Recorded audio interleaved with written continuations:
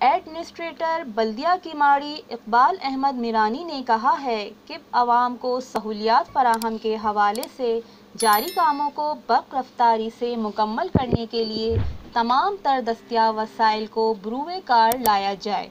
इन ख़यालात का इजहार एडमिनिस्ट्रेटर ने म्यूनसिपल कमिश्नर बल्दिया किमाड़ी आफाक सईद के हमरा प्योर ब्लॉक्स के मुकम्मल किए जाने वाले काम और पार्क का मुआयना करते हुए किया।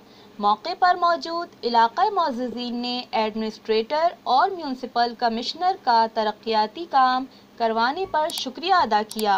एडमिनिस्ट्रेटर ने इलाक़ाई मोअज़्ज़िज़ीन से गुफ्तगू करते हुए कहा कि बल्दिया किमाड़ी की तमाम यूनियन कौंसलों में रिहाइश पजीर आवाम को बल्दियाती वसाइल की बिला तफरीक फराहमी को यकीनी बनाने के लिए हंगामी बुनियादों पर तरक्याती काम कराए जा रहे हैं।